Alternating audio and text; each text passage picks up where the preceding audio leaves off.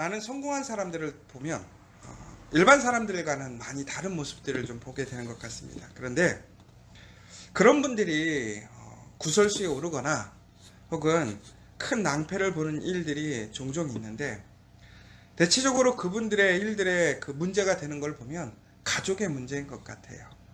남편의 문제, 아내의 문제, 가장 큰 것은 바로 자녀들의 문제인 것이지요. 참 세상적으로 보면 원칙적이고 또 법 없이도 살 것 같은 사람들이 있고 참 좋은 사람들인데, 그런데 그들의 자녀들 때문에 많은 어려움을 당하는 일들이 있습니다. 이것은 사회의 전반적인 여러 부분에서 나타나는 현상인 것 같아요. 본인들이 너무나 힘들고 어렵게 그 자리까지 올라오는 동안 가족의 희생이 큰 것이지요. 자녀들에게 마땅히 받아야 될 것, 누려야 될 것들을 해주지 못해서 그 미안한 마음으로 본인들이 이제 어느 정도 위치에 섰을 때에 그들에게 보상을 해주고 싶은 거예요. 그러다 보니까 그 보상이라는 것이 기준을 넘어서게 되고 세상적인 어떠한 기준보다 앞서가게 되고, 항상 본인의 입으로는 원칙과 기준을 얘기하지만 우리 가족에게는, 자녀들에게는 조금은 더 관대해지는 것이고, 이것이 가족 간의 관계인 것 같습니다. 우리도 마찬가지지 않나요? 세상 사람들 다 욕해도 우리 자녀들이 문제가 있고 혹은 여러 가지 구설수에 올라와도 우리가 우리 자녀들을 도와줄 수 있으면 도와주고 싶고, 걔네들은 좀 특별하게 조금은 쉬운 길로, 빠른 길로 도와주고 싶은 것이 부모의 마음인 것 같아요. 그런데 오늘 신명기 21장에서는 엄밀히 얘기하자면 상속법에 대해서 이야기를 하고 있습니다. 그런데 이 15절부터 저희가 나오는 상속법의 내용들을 좀 보자면, 내용은 바로 이런 내용이었죠. 두 아내를 두었다. 그러니까 이 시대에는 부인을 여러 명 두는 것이 이제 사회적으로 이렇게 유행했던 것 같습니다. 그런데 아내를 여러 명 두어도 아들의 장자를 세울 때는 순서대로 세우는 것이 원칙이고 법이었고 전통이었습니다. 그런데 이 아내들 가운데 내가 사랑하는, 가장 선호하는 아내가 있을 거란 말이죠. 그런데 그 아내가 아들을 낳을 수도 있고 못 낳을 수도 있는 것이고, 만약에 아들을 낳았는데 오히려 내가 사랑하지 않는 아내 혹은 첩이라든가 뭐 이렇게 순서가 막 섞이는 것이지요. 내가 사랑한다고 해서 그 아들이 장자가 된다라는 보장은 없는 것입니다. 근데 고대 사회에서는 장자에게 그 집안을 대표하는 그 집안의 그런 어떤 모든 것들이 집중되는, 위탁되어지는 것을 보게 됩니다. 더 나아가서는 이스라엘은 아버지의 그 복을, 그러니까 하나님께 받았던 그러한 모든 권리와 능력을 바로 자기의 장자에게 전해주는 축복권이라는 것이 있었습니다. 그래서 우리가 구약 성경에서 보자면 야곱과 에서가 가장 먼저 어떤 분란이 되었던 것이 바로 이 장자권에 대한 문제였습니다. 그런데 이 장자권은 엄밀히 얘기하자면 그들의 재산에도 영향을 미쳤다라는 것이죠. 오늘 보시면 장자는 두 몫을 받는다라고 되어 있어요. 그러니까 같은 몫을 받는 것이 아니라 다른 사람들보다 두 배를 더 많이 받게 된다라는 것이죠. 왜 그러느냐? 그 집안을 책임지고 이끌어가야 되니까.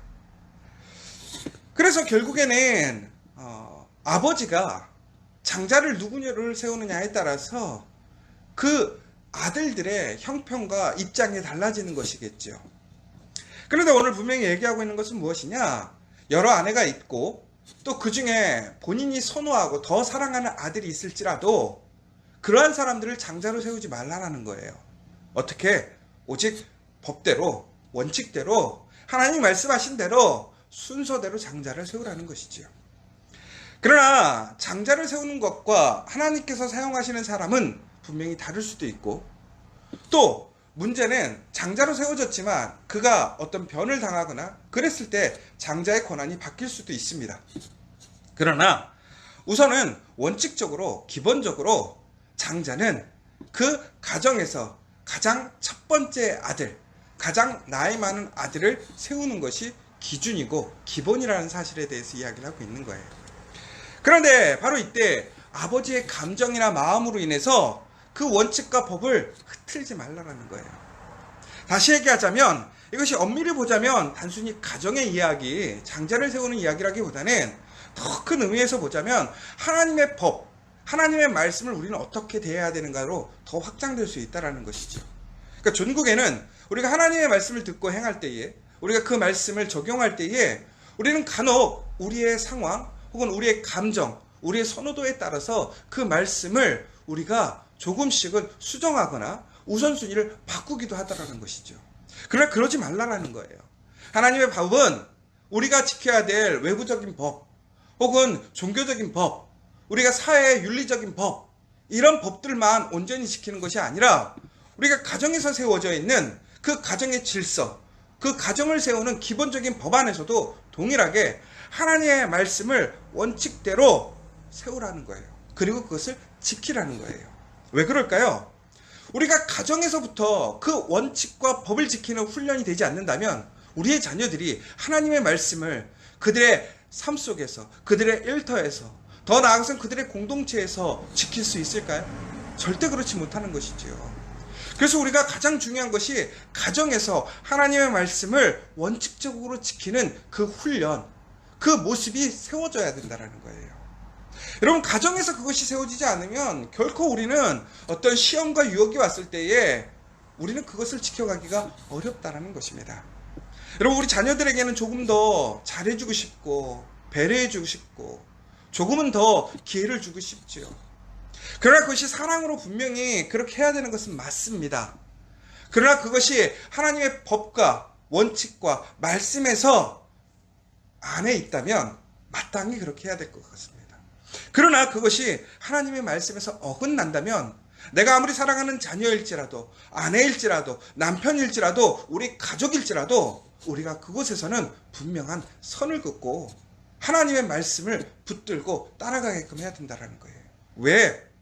우리가 당장은 그 아이들을 도와주면서 조금은 더 배려해주고 그들을 허용해주고 세상적인 관점에서 봤을 때는 조금 더 빨리 성장시켜주는 방법일지라도 그것은 성장이 아니에요. 진짜로 그 자녀들을, 우리의 가족들을 도와주는 법이 아니라는 것이죠. 엄밀히 보자면 그것은 바로 모래 위에 세운 성과 같습니다. 겉은 번지러하고 대단한 것 같지만 순식간에 바람이 불고 태풍이 불면 무너져 버리는 거예요.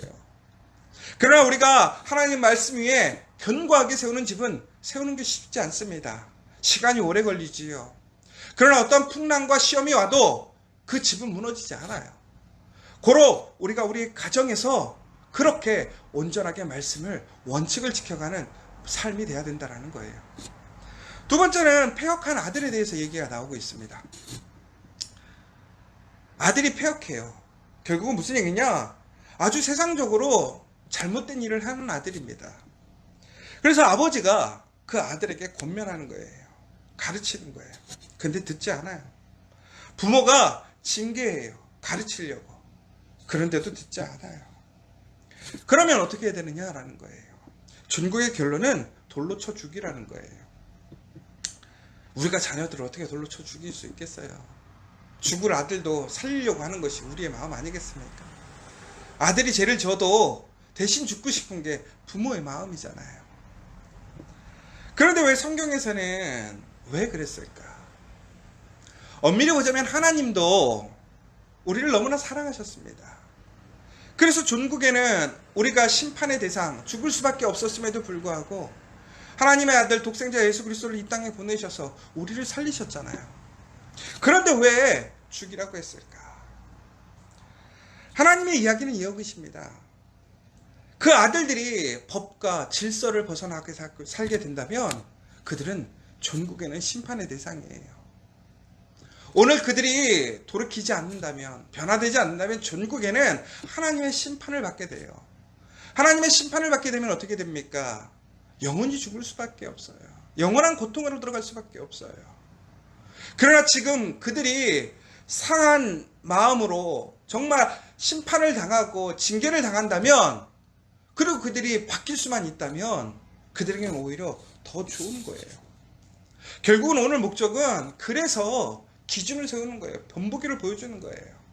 아, 말씀을 지키지 않으면, 순종하지 않으면 죽는구나. 그러므로 순종해야 되겠구나. 보여주는 거예요. 그런데 우리는 우리 자녀들에게는 아무리 돌로 쳐 죽일 일을 하더라도 우리는 감싸 안으려고 그래요. 그러다 보면 자녀들은 어떻게 생각하느냐? 자기들이 아무리 잘못을 해도 괜찮을 거라고 생각해요. 여러분, 우리가 사무엘 시대에 엘리라는 제사장이 나옵니다. 엘리라는 제사장 엄밀히 보자면 매우 영적인 사람이고 하나님께서 세우신 사람이에요. 그런데 그의 아들 비느하스 옴니가 있었습니다. 근데 그들이 어떻게 생겼죠? 그 성전에서 나쁜 짓을 다 했어요. 근데 아버지가 눈 감아줘요. 책망하지 않아요. 종국에는 어떻게 됐어요? 더 악을 행해요. 하나님 앞에서 하나님이 가르쳐 주신 말씀을 지키지 않고 제사의 방법을 지키지 않고 불의한 일들을 행해요. 하나님이 하지 말라는 일들을 계속해요. 왜? 아버지가 용납해 주니까. 그들의 죄가 범위가 계속 확장되는 거예요. 중국에는 어떻게 됐어요? 하나님의 징계로, 심판으로 그들이 전쟁터에서 다 죽잖아요. 근데 그들만 죽은 게 아니라 그들의 가문이 뿌리채 아예 불명예스럽게 죽어버렸어요. 나중엔 엘리가 어떻게 돼요? 그 소식을 듣고 뒤로 넘어져서 목뼈가 부러져서 죽어버린단 말이에요.